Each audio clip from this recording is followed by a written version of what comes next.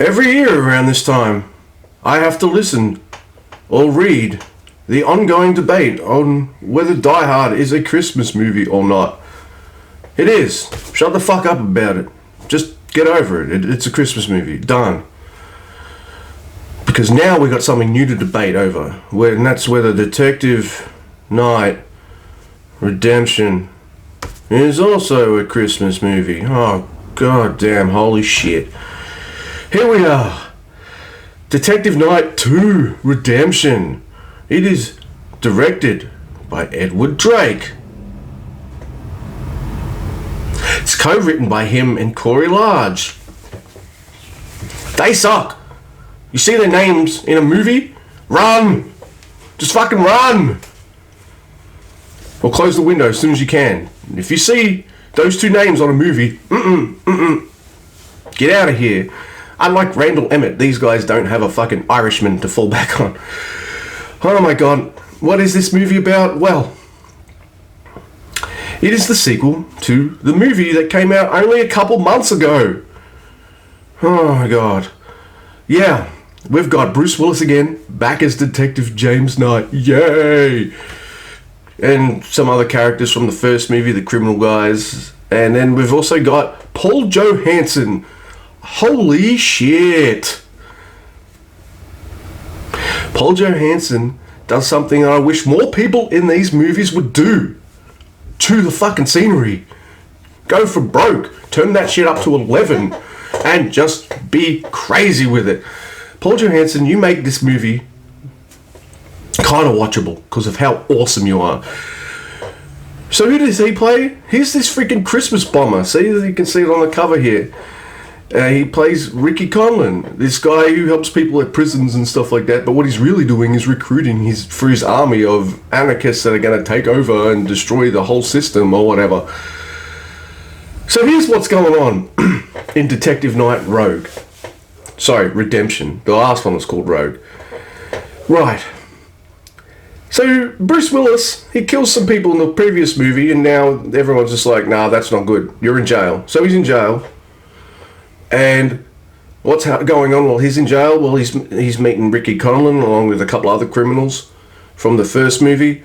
And, you know, and then there's all these explosions and things going on with the Christmas bad guys and all this kind of shit.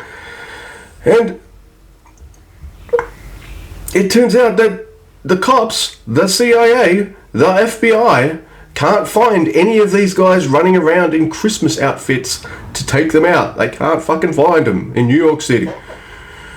Post September 11, you can't find these motherfuckers. Okay, whatever. You can't find them. So what do? They get Bruce Willis out of jail and being like, you're the only one with the guts and the skills in order to get these bad guys. And so they let him free to get these bad guys. And he doesn't do a fucking thing. The problem with this movie, the biggest problem with this movie is Bruce Willis being in it. Why? Because I'm going to put Edward Drake and Corey Large over a little bit here. This movie is almost so bad that it's good. And I mean that in the fucking best way possible. This movie's like almost there. This is almost a movie where I'm just like, all right, everyone, crowd around. You gotta see this. This close. The problem is, your main character, your rogue detective, your detective that doesn't play by the rules and does his own thing, is barely in the movie, so most of the people talk about him. It's like the Poochie thing. When Poochie's not on screen, everyone's got to be like, where's Poochie? So they do. They talk about fucking Bruce Willis's character and how good he is all the time. Here's how he finds out where the bad guys are. Bad guy rings Bruce Willis up as Bruce Willis is sitting his ass down at a bar, just chilling, not doing any investigating. Nothing. Gets a phone call from the bad guy. Ricky Conlon, he can't help himself but gloat because he's been so good in this whole movie so far. And he's just like, here's all the clues. And Bruce is just like, I've got all the clues now. Rings the cops up and is like, oh, he's over here. That's your great detective work? See, the thing about this movie is you have to work around the fact that your main character is going to barely be in the movie. Which makes the rest of the movie shit. If you didn't have to worry about Bruce Willis being in the movie, you could have had all sorts of crazy B-grade fun. Christmas terrorism, bombs going off. They're lame bombs in the movie, but all this kind of weird bonkers storylines going on in this movie, and you're just like, wow, this is fucking insane. It's bad. It's really dumb. It's like they took the boring factor, they lowered the boring factor, and they just upped the stupid.